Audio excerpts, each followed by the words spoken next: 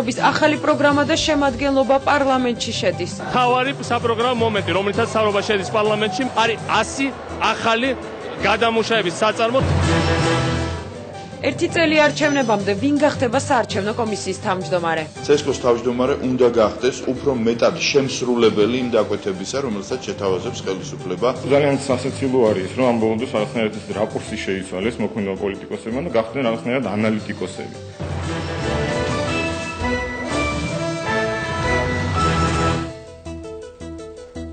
მოგესალმებით, კვირის მთავარი მოვლენები და საინტერესო თემებით ეთერშია მოამბე 20 საათზე ნინო გომართელი მუშაობს თქვენთვის.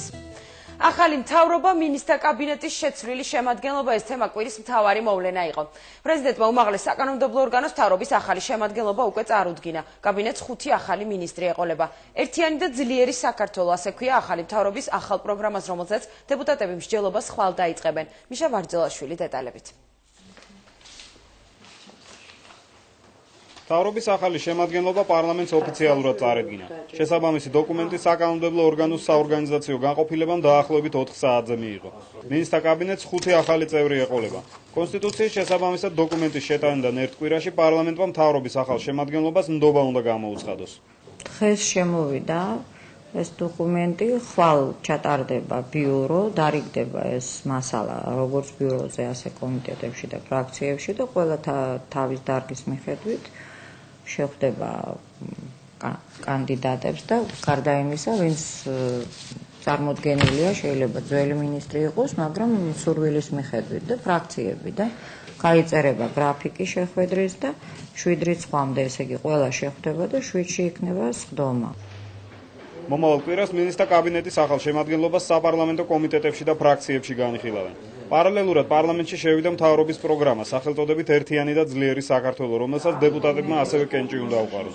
უმრავლესობა მთავრობის შემადგენლობასაც და მის პროგრამასაც მხარს უჭერს. ოპოზიცია პრეზიდენტის ამ გადაწყვეტილებებზე პასუხისმგებლობის აღებას არ აპირებს. ეს არის არაფრის მომცემი ეგრეთ წოდებული როქები, ზოგიერთ ადამიანს ერთი სამინისტროდან მეორეში გადაყავთ, რაღაც გარკვეულ თანამდებობებს უცვლიან, სავარძლებს უცვლიან და რამოდენიმე პიროვნება ყველაზე მკვეთრად ნეგატიური პრეზიდენტმა ჩამოიშორა და მკვეთრად უუნარო ალბათ ყველაფერთან ერთად. მთავრობის ახალმა შემადგენლობამ სახელმწიფო კანცელარიაში გუშინ პირველი სხდომა გამართა. მინისტრები საკუთარ უწყებებში პრიორიტეტების შენარჩუნებას აპირებენ. მთავრობა ძირითადად ქვეყნის ინფრასტრუქტურის რეაბილიტაციაზე და სოციალური პროგრამების შესრულებაზე იმუშავებს. გაგრძელდეს ის რეფორმები, რომელიც მიდის, მაგრამ ის გახდეს გასაგები და მისაღები ჩვენი საზოგადოებისათვის. ეს არის პროგრამა, რომელიც ძირითადად ნაწილი უკვე წინაწარდგენების დროს იყო პარლამენტის მიერ განხილული. საბოლოოდ ჩვენი მთავრობა დამტკიცებული, მას ახლა რაღაც ახალი საკითხი დაემატა, ვინაიდან ზოგიერთი საკითხი უკვე შესრულებულია. მთავრობის ახალ პროგრამაზე დღეს კომენტარს აკეთებს საქართველოს პრეზიდენტი.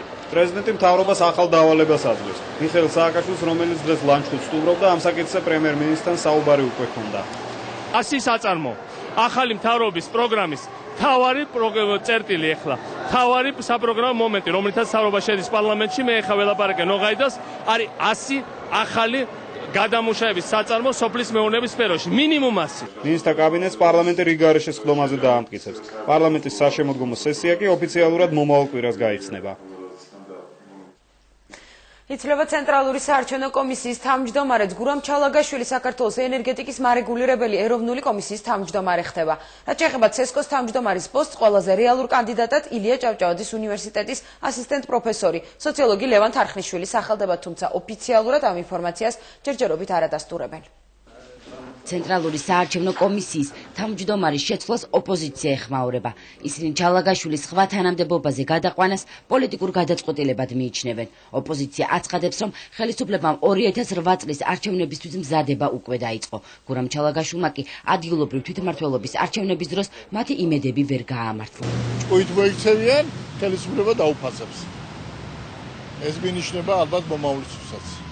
აშკარაა, რომ ჩალაგაშვილი ვერ შეძლებდა იმ ამოცანის წარმატებით შესრულებას, რაც ხელისუფლებას აქვს მომავალი არჩევნებისთვის დასახული. ამიტომ ასეთ ცვლილებას ჩვენ ველოდით, ეს ლოგიკური იყო. შეეხება თუ ვინ შეირჩევა გაცილებით უფრო ერთგული და შემოქმედებითი გამყალბებელი. ოპოზიციის ამ განცხადებებს უმრავლესობის წევრები არასერიოზულად მიიჩნევენ. ნაწილი კი პასუხის გაცემასაც არ თვლის საჭიროდ. უბრალოდ ძალიან სასაცილო არის ის, რომ ამ ბოლოს რაღაცნაირად ეს რაკურსი შეიცვალეს მოქმედება პოლიტიკოსებმა და გახდნენ რაღაცნაირად ანალიტიკოსები. რაღაც თავის აზრებს გამოთქვამენ, როგორ მოხდება, რა მოხდება. ეს მარტივი არის რა, ეს ნიშნავს იმას, რომ ეს ადამიანები რაღაც მოწყდნენ უკვე რეალობას. ესეთ განცხადებებზე კომენტარის გაკეთება ნამდვილად უადგილო იქნება. მე ვფიქრობ, რომ თვითონ პროცედურები, რომლის მეშვეობითაც მოხდება თავმჯდომარის შერჩევა, ყველას ნათლად დაანახავს რეალობას ამ კანდიდატურის შერჩევის კრიტერიუმებისა. ჩალაგაშვილმა კი უფლებამოსილების შეწყვეტისთვის პარლამენტს უკვე მიმართა. სავარაუდოდ მის განცხადებას 7 სექტემბერს რიგარეშე სესიაზე დააკმაყოფილებენ, რის შემდეგაც ვაკანტურ თანამდებობაზე პრეზიდენტი კონკურსს გამოაცხადებს. განაცხადების მიღება 2 კვირაში დასრულდება. შერჩეულ კანდიდატურას კი პრეზიდენტი დასამტკიცებლად პარლამენტს გადასცემს. უფლებამოსილების შეწყვეტის დადგენილების გაფორმების შემდეგ არის 3 დღიანი ვადა, როდესაც პრეზიდენტმა უნდა გამოაცხადოს კონკურსი მომავალი თავმჯდომარის კანდიდატურაზე. მას შემდეგ აქვს 2 კვირიანი ვადა და შერჩევა მოხდება, წარუდგენს პარლამენტს ცენტრალური საარჩევნო კომისიის ახალი თავმჯდომარის კანდიდატურას დასამტკიცებლად. სანამ ჩალაგაშვილს უფლებამოსილება შეუწყვეტენ, მანამის სტრასბურგში მიემგზავრება, სადაც ლეიბორისტების მიერ ცესკოს წინააღმდეგ შეტანილი საქმის განხილვა იწყება. სტრასბურგიდან დაბრუნებული გურამ ჩალაგაშვილი კი გიორგი თავაძეს შეცვლის და სემეკის თავმჯდომარის პოსტს დაიკავებს. თუ საწავა თავაძე, ეს ჯერ უცნობია. ლანჩხუთში ახალი საცურაო აუზი გაიხსნა, სიგრძე 25 მეტრი, სიგანე 11, მშენებლობაზე 350,000 ლარი დაიხარჯა. სამაგიეროდ საცურაო აუზს ერთდროულად 300-მდე მოზარდის მიღება შეუძლია. გურიაში ახალი სპორტული კომპლექსი დღეს მიხეილ სააკაშვილმა გახსნა. სამახსოვრო ფოტო საქართველოს პრეზიდენტთან, ფოტოგრაფი ნაციონალური მოძრაობის გემდივანი დავით კირკიტაძე. პრეზიდენტთან სურათის გადაღების მსურველი დღეს ბევრი აღმოჩნდა. ლანჩხუთში საცურაო აუზის გახსნის დღეს მათ ეს ფოტოები ყოველთვის გაახსენებთ. ყველაზე მეტად განადგურდა აქაურობა ამ არეულობის წლებში. არა და აქ მართლა ძალიან კარგი ხალხი ცხოვრობს და როცა ასეთი თითქმის უიმედო ადგილებით ცოცხლდება, ბავშვებს დასასრულელი უჩნდებათ, პერსპექტივა ჩნდებათ, დარჩენის ხალისი რჩება, ეს უკვე სხვა რაღაცაა. ლენტი გაჭრილია, ერთწლიანი სამუშაოები დასრულებული. 25 მეტრის სიგრძის განახლებული საცურაო აუზის აღდგენას გურულები 10 წელი ელოდნენ. პრეზიდენტის ფონდიდან ამ დახურული ტიპის აუზის აღსადგენად 370,000 ლარი გამოიყო. ამგვარ საჩუქარს პრეზიდენტი სხვა რეგიონებსაც პირდება. ჩვენ აუზებს ეხლა ვაკეთებთ. აქ კი არა მარტო, ამასია ჭიათურაში ნახე განახლებული აუზი. თელავში, ყვარელში, თელავში ძალიან მაგარი აუზი შენდება, ქუთაისში ხდება აღდგენა, ზუგდიდში მივიღეთ გადაწყვეტილება აღდგენის. ჯარში რომ მიდის ახლა რომ მოდიოდა ხალხი, 80%-მა არის ის ცურვა. ეხლა იმიტომ რომ ახალგაზრდობაში სპორტის საშუალება აღარ იყო. ეხლა ყველგან თელ საქართველოში კეთდება აუზებიც, მოედნებით, ტენისის კორტებიც. უნდა დავიწყოს, უნდა გავყვეს სპორტს. ბასეინი მოგწონს და იმიტომ? რა თქმა უნდა, ბასეინის კარგია და ესედაც მომწონს. ბასეინი და ცურვა. საცურაო აუზს ერთდროულად 300-მდე მოზარდის მიღება შეეძლება. აბონემენტების ღირებულება ჯერ ცნობილი არ არის, თუმცა სოციალურად დაუცველ მოზარდებს შესვლა უფასოდ შეეძლებათ. ძალიან კარგი საჩუქარი, რაც გაუკეთდა ლანჩხუთელ ბავშვებს. ეს რა თქმა უნდა, ასევე იქ როგორც იქნება კომერციულ საწყისებზე დაფუძნებული, ასევე სოციალურად გაჭირვებული ახალგაზრდებისთვის, ოჯახებისთვის იქნება აუცილებლად პროგრამული დაფინანსება და უზრუნველყოფა. ბავშვებისათვის წყალი ბანობა კარგია, სისუფთა თავისთავად ცხადია.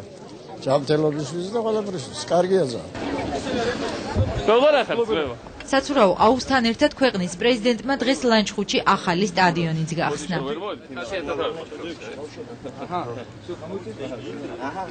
დღესვე მიხეილ სააკაშვილმა ურეკი ნატანების 26 კილომეტრიანი მშენებარე გზაც დაათვალიერა და რეგიონის ხელმძღვანელობას ვადების დაჩქარება დაავალა. ეს სწორედ ის გზატკეცილია, რომლებითაც გადამამუშავებელი ქარხნები ციტრუსს მიიღებენ. ციტრუსები ხარხონდი არის აკიდე აფრონტი თავი პრობლემა რატო ციტრუსები არ გამოყვება ძებერება არ შედიოდა 10 მილიონი დიდი.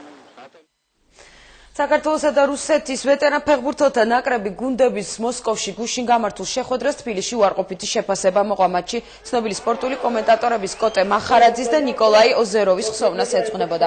შეხვედრა ფრედ 4-4 დასრულდა. ამ მატჩში მონაწილეობას ქართველ და რუს ვეტერან ფეხბურთელებთან ერთად მოსკოვის მერი იური ლუშკოვიც იღებდა. საქართველოს პარლამენტის თავდაცვის და უშიშროების კომიტეტის თავმჯდომარე გივი თარგამაძე ამ მატჩში იური ლუშკოვის მონაწილეობას ცინიზმს უწოდებს. მონაწილეობა ლუშკოვის ამ ღონისძიებაში მე ვთვლი რომ არის ცინიზმის სერიოზული გამოხატულება, ვინაიდან ეს ადამიანი მოიხსენებოდ არის ერთ-ერთი ლიდერი საქართველოს სეპარატისტული ხელისუფლების მხარდაჭერისა. ჩრდილოეთ ოსეთში ბესლანის ტერაქტის დროს დაღუპულებს იხსენებენ. 2004 წლის 1 სექტემბერს მომხდარი ტრაგედიიდან დღეს ზუსტად 3 წელი გავიდა. ბესლანის ნომერ 1 სკოლაში რუსეთის სხვა სკოლების მსგავსად დღეს პირველი ზარი დაირეკა, თუმცა ეს სასწავლო წლის დაწყების ნიშანი არ ყოფილა. 334 დაღუპული და 728 დაშავებული, რომელთა უმეტესობა ბავშვები იყვნენ. ასეთია ბესლანის ტრაგედიის შედეგები. ზუსტად 3 წლის შემდეგ ბესლანის ნომერ 1 სკოლასთან დაღუპული ბავშვებისა და მათი მშობლების ახლობლები შეიკრიბნენ. დაღუპულთა მემორიალთან რიგიც დადგა. 3 წლის წინ მომხდარ ტრაგედიას დღეს რუსეთის პრეზიდენტი კიდევ ერთხელ იხსენებს. ვლადიმერ პუტინმა რუსეთში ცოდნის დღესთან და ახალი სასწავლო წლის დაწყებასთან დაკავშირებით ასტრახანში მდებარე მესამე გიმნაზია მოინახულა და პირველ კლასელებთან სამახსოვრო ფოტოც გადაიღო. მიუხედავად იმისა, რომ ჩვენ დღეს სადღესასწაულო განწყობა გვაქვს, არ უნდა დაგვაუწყდეს, რომ ზუსტად ამ დღეს რამდენიმე წლის წინ ტრაგედია დატრიალდა. ასევე ვერ დავივიწყებთ იმ ბავშვებს, რომლებიც სკოლას ვეღარასდროს ვერ დაამთავრებენ. მე მხედველობაში ბესლანის ტრაგედია მაქვს, ჩვენ ეს ყოველთვის უნდა გვახსოვდეს. ჩრდილოეთ ოსეთში მომხდარი მასშტაბური ტერაქტი ყველაზე დიდხანს შტურმის დროს დაღუპული ბავშვების მშობლებს ემახსოვრებათ. ცოტა ხნის წინ ბესლანის დედების კომიტეტის წევრებს ხელში ჩაუვარდათ ვიდეოფირი, სადაც ნათლად ჩანს, რომ პირველი აფეთქება არა შიგნით, როგორც ეს ოფიციალური ვერსიით იყო ცნობილი, არამედ გარედან განხორციელდა. დაღუპულთა ნათესავებს გამოძიების ოფიციალური ვერსიის არ სჯერათ. 2004 წლის 1 სექტემბერს ტერაქტის დროს დაღუპულთა ბავშვების უმეტესობა სკოლაში პირველად მიდიოდა. ბესლანის ნომერ 1 სკოლის მოსწავლეები ტერორისტებმა მძევლად დაიყვანეს. 3 სექტემბერს რუსეთის ხელისუფლებამ მძევლების გათავისუფლების მიზნით სპეცოპერაცია დაიწყო, რომლის დროსაც 31 ტერორისტი და 186 ბავშვი დაიღუპა. ტრაგედიის დროს ცოცხლად გადარჩენილ ერთადერთ ტერორისტ ნურფაში კულაევს რუსეთის გენპროკურატურამ სამუდამო პატიმრობა შეუფარდა. მომხდარიდან 3 წლის შემდეგ გამოძიება ისევ გრძელდება. არა ძალადობას, არა ტერორიზმს. ბესლანის ტრაგედიის მსხვერპლთა ხსოვნისადმი მიძღვნილი ღონისძიება გაიმართა დღეს ქურთაში. სამგლოვია, რომ მსვლელობაზე ქართულ და უსურ ენებზე სამძივრის წერილები შეადგინეს და ბესლანში გააგზავნიან. წერილში ნათქვამია, რომ ქართველი ხალხი გმობს ტერორიზმს და საშინელი ტრაგედიის მსხვერპლთა სულისთვის ლოცულობს. თქვენმა ტრაგედიამ შეძრა მთელი საქართველო. ვგმობთ ტერორიზმსა და ძალადობას, რომლებმაც თქვენი უდანაშაულო შვილების სიცოცხლე შეიწირა. ორენოვანი დეკლარაცია ბესლანელ დედებს თანაგრძნობის ნიშნად რამდენიმე დღეში გაეგზავნებათ. თითოეული ხელმოწერა 1 სექტემბერს ბესლანში განვითარებული მოვლენების წინააღმდეგაა მიმართული. ოსურ და ქართულ ენაზე დაწერილი თანაგრძნობის სიტყვები თბილისიდან ქურთაში ჩასულმა მშვიდობიანი აქციის ორგანიზატორებმა სიმბოლურად ბავშვებთან ერთად წაიკითხეს. აქ იმიტომ არ თმოსვლები, რომ ბესლანის ტრაგედიის 3 წლის თავზე სამძიმარი გამოუცხადოთ დაღუპულთა ოჯახებს. დანისი სიმბოლო ეს თეთრი ლენტი, რომელიც ხელზე გიკეთდა. ამ ლენტით მევდივარ საპატიო საყარაულოში და მშვიდობის ნიშანია. ბესლანის ტრაგედიის მესამე წლისთავს საქართველოს მშვიდობიანი აქციით ეხმაურება. კულტურის დაცვის ფონდმა და ეროვნული მემკვიდრეობის კლუბმა ტაძარმა ერთობლივი აქცია კულტურის სამინისტროსა და საპატრიარქოს ხელშეწყობით გამართეს. ჩვენ ჩამოვიდით ქურთაში, რათა გაგვემართა ეს სამგლოვია რომ შეხვედრა. მოგროვებული იქნება ყველანაირი ეს ფოტომასალა, ვიდეო მასალა, ეს დეკლარაციები და ჩვენ მათ ამ მასალას გავუგზავნით სამძიმრის და მხარდაჭერის ნიშნად ბესლანის დედებს. თამარა შენამდე ფეხით მსვლელობა სამხრეთ ოსეთის დროებითი ადმინისტრაციის რჩევით უსაფრთხოების გარანტიების არარსებობის გამო ორგანიზატორებმა გადაიფიქრეს. ქურთის საშუალო სკოლიდან გზა ქურთის ღვთისმშობლის ტაძრამდე აქციის მონაწილეებმა და ადგილობრივმა მოსახლეობამ ფეხით გამრეს. ძალიან გულთან ახლოს მივიტანეთ პირველივე დღესვე და ამ 3 წლის მანძილზე მართლა არ გვაუწყდება ეს შემზარავი დღე. ჩემი აზრით 21 საუკუნეში ტერორიზმი სირცხვილია კიდევაც. სამგლოვიარო მიტინგი ღვთისმშობლის ტაძარში სრულდება. ბესლანში დაღუპულთა სულის მოსახსენიებლად სანთლები აქციის ყველა მონაწილემ დაანთო.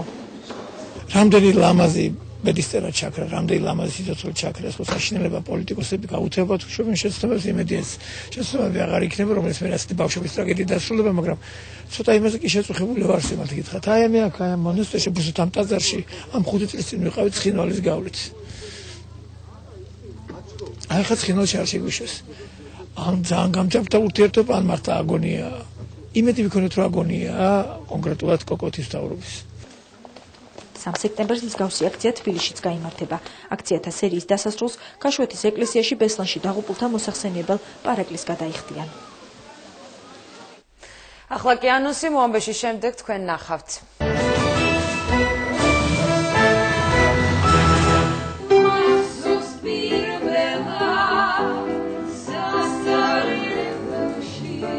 აფთიანი გოგოები მტირალა პირველ კლასელი და მონატრებული სკოლის ბუფეტის სუნი. ემოცია, რომელიც 1 სექტემბერს თან ახლავს. 1 სექტემბერს სხვა სურნელია. აი, ატმოსფეროში. 1 სექტემბერს წამიყვანეს სკოლაში უცხოამდენი ბავშვი. დავიწყეთ ტირილი.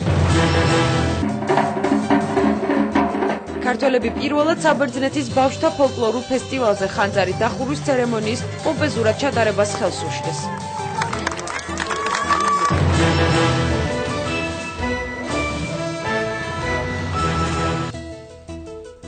სასწავლო პროცესი საქართველოში 17 სექტემბერს განახლდება, სკოლებში მზადება კი უკვე დაიწყო. ჩვენი კორესპონდენტი ნინა შურღაია დაინტერესდა რა მდგომარეობაა საჯარო სკოლებში, რომელთა უმეტესობაშიც ახლა სარემონტო სამუშაოები მიმდინარეობს.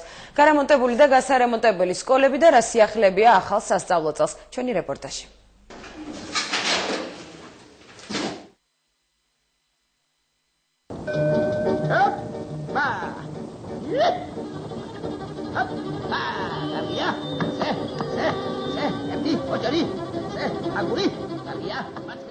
გათბობა, სველი წერტილები, კარფანჯარა, სახურავები და სპორტული დარბაზები. ამ ყველაფრის შესაძლებლად და გასარემონტებლად ხელოსნებს თვენახევარი მისცეს. დიდით ვიწყებთ ასე 6-ის ნახევარზე და საღამოს 10-ის ნახევარამდე ვმუშაობთ. ძალიან ცუდ მდგომარეობაში დახვდა სკოლა, ძალიან ცუდ მდგომარეობაში იყო. და ვცდილობთ რომ გამოვამჯობესოთ საქმე. 25 წელია სკოლებს რემონტი არ ჩატარებია. აქედან გამომდინარე მძიმე იყო მისი კარფანჯარის მდგომარეობა, გათბობის სისტემა. ყველაზე მთავარი რომ გათბობის დიდი პრობლემა იდგა, ეს პრობლემები ყველაფერი მოწესრიგებული. მოძველებული იყო სველი წერტილები და კანალიზაცია საკმაოდ სავალალო მდგომარეობაში იყო. სარემონტო სამუშაოები 17 სექტემბრისთვის უნდა დასრულდეს, თუმცა ზოგიერთ სკოლაში შესაძლოა სასწავლო წელს დაწყებისთვის ყველაფერი არ მოესწროს. მთავარ პრობლემად კი თითოეულ მათგანში გათბობის სისტემის დამონტაჟებას ასახელებენ. გათბობის თვითონ სისტემა ცოტა ძნელი სამუშაოა. მას ძალიან ბევრი სხვადასხვა ნიუანსები აქვს, ამიტომ თვითონ მე მგონი აი ცოტა გადაცდება, მაგრამ 17 სექტემბრისათვის ახლა აუცილებელიც არ არის, მაგრამ ცოტა თუ გადაცდება, მაგასაც პრობლემა არ იქნება. გარნეთლების სამინისტრო გასულ წელს დაწყებულ სასკოლო რეფორმას განაგრძობს. მცირე სიახლეები იგეგმება სასწავლო პროგრამასა და მის მეთოდიკაში. არ შეიცვლება საგნების რაოდენობა და სწავლების პრინციპი, თუმცა განსხვავებული შეფასების სისტემა დაინერგება. მაქსიმალურ საათების რაოდენობა აღარ არის შეზღუდული, სკოლას თვითონ შეუძლია განსაზღვროს, რამდენს დაამატებს სასწავლო დროს იმ მინიმალურ სავალდებულო საათებს, რომელიც ეროვნულ სასწავლო გეგმაში არის მოცემული. შემოვიდა კიდევ ახალი სტრატეგია, ეს არის სახელობო სწავლება. მოსწავლეს შეუძლია უარი თქვას არჩევით საგნებზე და მიიღოს რაიმე ხელობა სკოლაში. სწავლა საქართველოს ყველა სკოლაში ერთდროულად 17 სექტემბერს დაიწყება. ყველაზე მეტად კი ამ დღეს როგორც ყოველთვის პირველკლასელები ელოდებიან. 1 სექტემბერი დღე, რომელიც წლების წინ მთელი ქვეყნის ცხოვრების ტემპს ცვლიდა. როდის და როგორ იწყებოდა 1 სასექტემბრო მზადება რა იყო ყველაზე დამახასიათებელი ამ დღისთვის. ემოციები, რომლებიც საზაფხულო არდადეგების შემდეგ სკოლის დაწყებას თანსდევდა. ცნობილი ადამიანების 1 სექტემბრები. გიორგი ნიორაძე კი ამბობთ. დადგა 1 სექტემბერი. დაიწყო ახალი სასწავლო წელი. დაწყრიალდა თბილისის თავზე ცოდნის ზარი, დედაერი. აი როგორი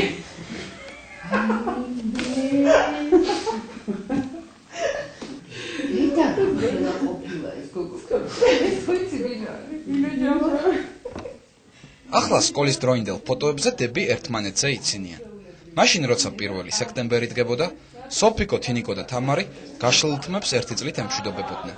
თავზე თეთრ ბაფთებს უკეთებდნენ და ასე ბებიას მიერ გახამებული თეთრი ბაფთებით, წინსაფრებით და საყელოებით თბილისის პირველი რკინიგზის სკოლისაკენ ჰერი. ყოველთვის ქონდა ხოლმე გაშლილი თმა და აი რატომღაც ბაფთა ეხლა მხოლოდ იმიტომ წესი იყო ესეთი და აი ეს რა ქვია დამაწეპეს უძალით აი პირდაპირ სხვა იმიდან მოსულია ხო ხედავ დედა და ბებიას რუნავდნენ ამაზე და ყოველთვის ძალიან გამორჩეულად ესეთი გახმალებული, პიცკინებული. ხო, ესეთი გვეცა ხოლმე. და ლამაზები ძალიან მაჯეტები რომ მახსენდება და საყელოდ ძალიან ზამთრის ფორმა იყო საერთოდ ძალიან ლამაზი. ლამაზად გვიკრავდნენ ძალიან და მამას ჰქონდა არაჩვეულებრივად ლამაზი კალიგრაფია და გვიწერდა ხოლმე მამა. ნუ აი წიგნზე ქართული, აი ეს მახსოვს ძალიან კარგად და ძალიან ლამაზი იყო ეს ყველაფერი და ძალიან კარგად მახსენდება. მზადება, აუცილებლად ადრე ჩამოვდიოდით ხოლმე. არც ერთი წელი ჩვენ არ ჩაგვიგდია 1 სექტემბერი. იყო ხო ოჯახები, რომელიც ცოტა გვიან ჩამოდიოდნენ. მე არ მახსოვს, მე ყველა ესე დავამთავრე, ყველა 1 სექტემბერს ვიყავი სკოლაში. მოსავლისათვის 1 სექტემბერს სკოლასაგან გამორჩეული და დასამახსოვრებელი სურნელი ჰქონდა. სკოლებში ახლად წასმული იყო იატაკის საცხი, იდგა ყვავილების სურნელი და სკოლის ბუფეტში სამთვიანი პაუზის შემდეგ კოტლეტი პირველად იწვებოდა. მე შემიძლია ვთქვა 1 სექტემბრის სურნელი და ვიცნო, რომ ეს არის პირველი და იმდენად მეცნო ამ რამდენიმე ხნის წინათ, რომ ჩვენთან სახლში რაღაც მოიტანეს, აღარ მახსოვს რა იყო, გონი საპონი თუ რაღაც და უცბად მარიამი ეუბნება თავის ძმას კონსტანტინეს, რომ კოკო გახსოვს, ესო 1 სექტემბრის სუნი არ არისო? ანუ მათთვისაც ასოცირდება 1 სექტემბრი რაღაც სურნელთან. მაგრამ არ მიყვარდა რა. ნუ მიყვარდა, ნუ რა მიყვარდა, რომ ბუნებრივ მეგობრებს ნახავდი, ხო? აი, მაგრამ თვითონ სკოლა რო იწყებოდა, სხვათა შორის დღემდე ესევა რა, 1 სექტემბერი. რაღაცა გონია რომ რაღაცა იწყება რა, სირთულე რა, რაღაცა. იმიტომ რომ სწავლა ახ მოგიხსენება ბავშვებს როგორ უყვართ ყველას რა. არ უყვარდა, რადგან სწავლა იწყებოდა და მის ცხოვრებაში დღემდე ასე გრძელდება. 1 სექტემბერი მერაბ სირთულეებს ახსენებს ფიზიკას, ქიმიას და მათემატიკას. თუმცა მისთვის 1 სექტემბერი ბევრად უფრო რთული აღმოჩნდა. 1 სექტემბერს წამიყვანეს სკოლაში უცხოამდენი ბავშვი. დავიწყე ტირილი. ხო და არ რჩებოდი, მოკლედ ბებია ჩემი დარჩა. ცხონებული, ხო და დაახლოებით ერთი კვირა, ესე იგი, კლასთან მელოდებოდა რა, რომ გამოვიდოდი, უნდა მენახა, რომ იქ იყო რა, იმიტომ მარტო არ რჩებოდი, ესეთი უცნაური ბავშვი ვიყავი. აი, ამას მაიწყოიც. ესვინა. მარიამისათვის პირობითად 1 სექტემბერი 4 წლის შემდეგ დადგება. ჯერჯერობით ძველ ფოტოებზე მოკლე შარვლიანი მამის ამოცნობა უჭერს. დავით აფრასიძეს ყველაზე კარგად 1 სექტემბერი დაამახსოვრდა. ერთი როდესაც მე-5 კლასში გადავიდა. მაშინ ზურგჩანთა სახლში დატოვა და სკოლაში პატარა მოკეცილი ხელჩანთა წაიღო, სადაც მხოლოდ რამდენიმე რვეული ეტეოდა და მეორე, როდესაც ერთ-ერთ 1 სექტემბერს სკოლაში წვერულვაშით დამშვენებული მივიდა. 3 თვე მართლაც დიდი დროა რა მაგლოვისთვისაც. ეხლა მე წვერის ამოსვლის პროცესი და ეს მე მაინც პრივილეგირებული ვიყავი ამ ვარიანტში რომ სწრაფად დავამივიდა წვერი და რაღაცა. ნუ ეს ბოლომდე არა, მაგრამ დაახლოებით. ნუ იყო მე ის მომენტი, როდესაც ახლა რამდენიმე თქვა აი ჯერ არ ამოდის და გულდაგულ წვერის პარსვა რო იქნებ დროზე ამოვიდეს. თურმე რას ფიქრობ მე ყოველდღე გიწევს წვერის პარსვა. ძირითადად რა თქმა უნდა როგორც ყველას ალბათ მეგობრების ნახვა. მონატრებში მეგობრების ნახვა, პრინციპში სკოლაც და მასწავლებლებიც რაღაც. მასწავლებლებიც განათლება. კი. მართალია ეს ეიფორია ერთი კვირაში გადიოდა, მაგრამ თავიდან გვიხაროდა ნამდვილად. 1 სექტემბერი იყო ყველაზე დიდი დღესასწაული. ახალი წელი იყო, აი გეუბნებით, იმიტომ რომ ასევე ველოდებოდით. ერთმანეთის ნახვა ხო ძალიან გვეჩქარებოდა და აი მე მიყვარდა ძალიან ჩემი სკოლა. ძალიან გაპრანჭული დავდიოდი მუდამ. როგორც წესი 1 სექტემბრისათვის გასტროლებიდან ახალი დაბრუნებული იყო. ამიტომ მისი სასკოლო ინვენტარი ყველასაგან გამოირჩეოდა. სოხაძის პენალი, საწერ-კალმები და რვეულები ყველას თვალს ჭრიდა. სულ გასტროლებზე დავდიოდი, ამიტომ ჩანთა შემეძლო, რუსული თუ უცხოური არა. მქონოდა და ასე შემდეგ, მაგრამ როგორც მოგახსენეთ, უცხოურიც მქონდა ხშირად ყველაფერი და ეს მაშინ იყო მაგითხათ, აი მარსიდან ჩამოტანილი იგივე. ირმა სოხაძისთვის 1 სექტემბერს კიდევ სხვა ინტერესი ჰქონდა. ნეტა როგორები დახვდებოდნენ თანაკლასელი გოგონები, გამხდრები თუ მსუქნები. აი ხმად ის ნახვა გვენატრებოდა და გვაინტერესებდა. ვინ როგორ შევიცვალეთ საფხულის პერიოდში, ხო? ზოგი იზრდებოდა, ზოგი სუქთებოდა, ზოგი ხდებოდა, ზოგი უცებ ძალიან ლამაზდებოდა, ზოგს რაღაცა ემართებოდა, ხო ეს ეგეთი ასაკია რომ ზოგს აყრიდა. ეს იყო ძალიან საინტერესო, აი ერთმანეთის ნახვა. ძველად 1 სექტემბერი ქვეყანას ცვლიდა. ქალაქი უფრო ხმაურიანი ხდებოდა. კარგი ეს დღე იმითაც იყო, რომ ამ დღეს მასწავლებლები ორიანებს არ წერდნენ, მაგრამ რამდენიმე დღეში ეს ეიფორია გადიოდა და ეს თარიღი ახალი სასწავლო წლის ათვლას იწყებდა.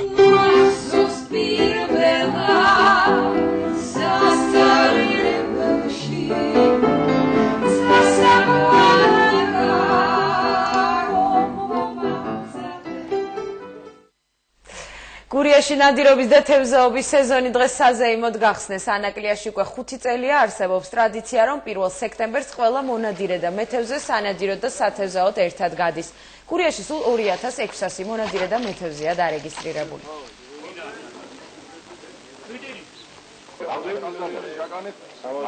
სეზონის გახსნას 1 სექტემბრის ბოლოს ვიჭერთ და კავშირით ერთად მონადირე მეთევზეები და ნიშნავთ ამ შესაძლებლობას.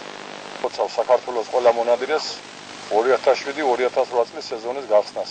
ცოტა ჭირვეული სეზონი იყო, გასული წლის სეზონი, შარშანწინ სულ აგვიგზავნეს, მაგრამ მაინც დიდი მადლობელი ვართ მთავრობის და გარემოს დაცვის სამინისტროს, რომ მონადირეებს დიდი ხათრი დაგვდეს, აგვიხსნეს სეზონი.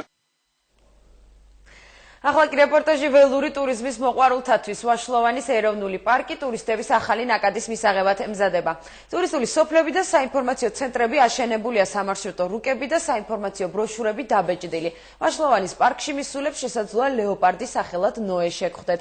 ჩვენს გადამღებ ჯგუფს ამჯერად არ გაუმართლა. ძალიან საინტერესოა ინახოს, აი მამაჩევის ხელში არის კვალი თუ არა. ანუ ნაკვალევი ნოეს ეკუთვნის. ნოე ერთადერთი ლეოპარდია, რომელიც საქართველოს ტერიტორიაზე ბინადრობს. ის ვაშლოვანის ნაკრძალში ცხოვრობს. ამ ადგილზე განთავსდება დისპლეი, დაფები, მათ შორის იქნება ჯიქის სურათი, დახასიათება ამ ინდივიდის და მოწყობილი არის ეს შესაბამისად ისე, რომ ადამიანს ჰქონდეს საშუალება ლანდშაფტი აღიქვას. სულ მალე ვაშლოვანის ეროვნული პარკი საქართველოში ერთ-ერთ ყველაზე მნიშვნელოვან ტურისტულ ზონად იქცევა. უნიკალური მცენარეული საფარი და მრავალფეროვანი ფაუნა. აქაურობა ველური ტურიზმის მოყვარულებისთვის ნამდვილი სამოთხეა. მათელი ტყეები, უდაბნოები, ნახევრად უდაბნოები და მთის მასივები.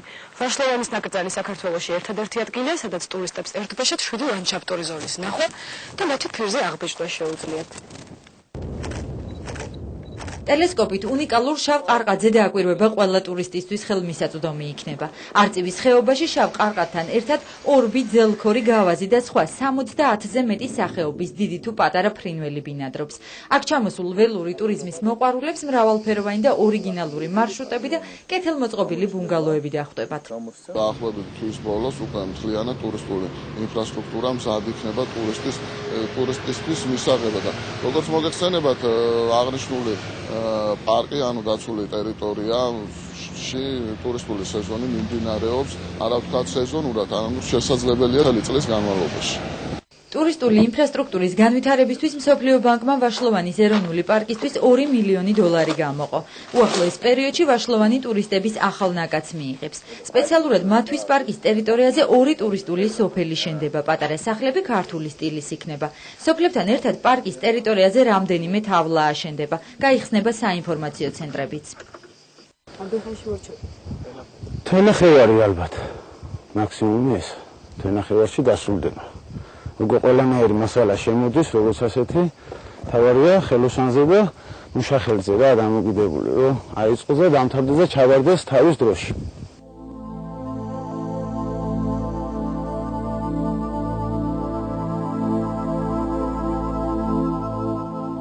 ტურისტული მარშრუტები ძირითადად პარკის და ბუნებრივი ძეგლების ტერიტორიაზე გაივლის. ნაკრძალში დამთვალიერებელთა გადაადგილება მკაცრად გაკონტროლდება. აქ მხოლოდ სასწავლო ტურები მოეწყობა. ეს იმიტომ, რომ ნოეს მყუდროება არ დაერღვეს. თუმცა თუ რომელიმე ტურისტს გაუმართლებს ლეოპარდს თუ არა შეიძლება მის ნაკვალევს მაინც წააწყდეს.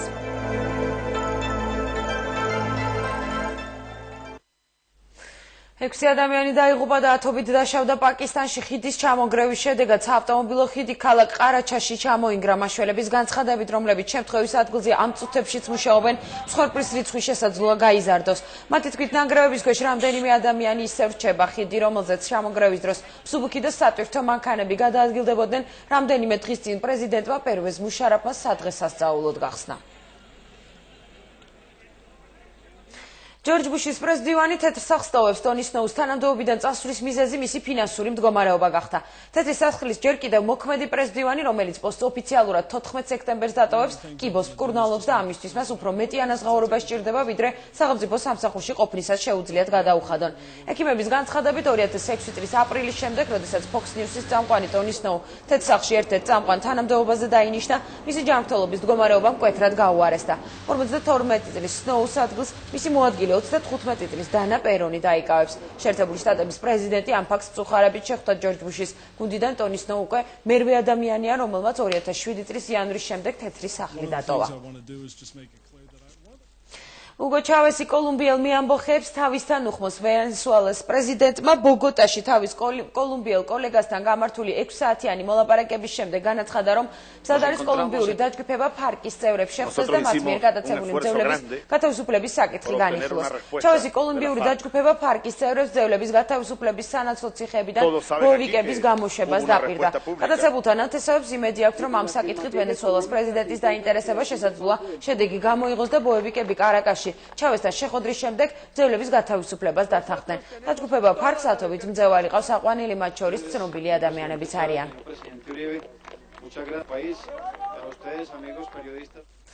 საბერძნეთში შესრულებული ქართული, აჭარული, მთიულური და ოსური ცეკვები. ვერდენი მაყურებელი ქართულმა ცეკვამ აატირა გოგონათა ანსამბლი ლაპრები ბავშვთა საერთაშორისო ფოლკლორულ ფესტივალზე საქართველოს პირველად წარმოადგენდნენ.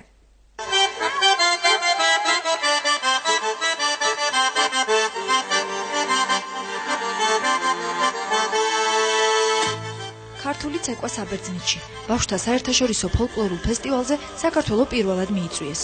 5 ევროპულ ქვეყანასთან ერთად ქალაქ კარდიცაში ერისიონთან არსებული ბავშვთა ანსამბლიც მონაწილეობდა. საკმაოდ ერილიც კი დაიწყო, როგორც შევხედეთ, ძალიან მოეწონათ. აი, ტაში იყო ძალიან მაგარი. ძალიან მაგარი იყო. ფესტივალის დღეები საბერძნეთში გამძვენვარებულ ხანძარს დაემთხვა. ამის გამო პომპეზურად დაგეგმილი ფესტივალის დახურვის საზეიმო ცერემონია არ ჩატარდა. საბერძნეთის მთავრობამ ის დღე გლოვის დღედ გამოაცხადა. გარდა იმისა, რომ იმითი მოქმედა, რომ აი ფესტივალი ვეღარ დაიხურა ისე, როგორც უნდა დახურულიყო კონცერტით და ფეიერვერკებით და ასე შემდეგ. ერთი ისიც ჰქონდა, რომ მშობლებიდან ვიყავით ძალიან. ყოველ წუთში იყო რეკვები და შეშინებულები და რაღაც, მაგრამ აწყნარებდით და ვამშვიდებდით, რომ ჩვენთან ეს ძალიან შორს იყო და ასე რომ არანაირი კავშირი არ ჰქონდა. ქალაქ კარდიცაში ბავშვთა ფოლკლორული ფესტივალი მე-12-ად გაიმართა და 4 დღეს გრძელდებოდა. ქართულ გოგონებთან ერთად ფესტივალზე ჩასული 3 ბიჭი შესრულებულმა დოლების ნომერმა განსაკუთრებული მოწონება დაიმსახურა. ფესტივალის ფარგლებში საქართველოს დელეგაციის წევრებმა საბერძნეთის ღირსშესანიშნავი ადგილებიც დაათვალიერეს. წარმატების დასტურად ანსამბლმა ლაპრებმა თბილისში დიპლომების სიგელები და ლაურეატის წოდება ჩამოიტანეს. და მოამბეოთ საათზე ამით დასრულებულია. მე რამდენიმე დღით გემშვიდობებით, კარგად ბრძანდებოდეთ.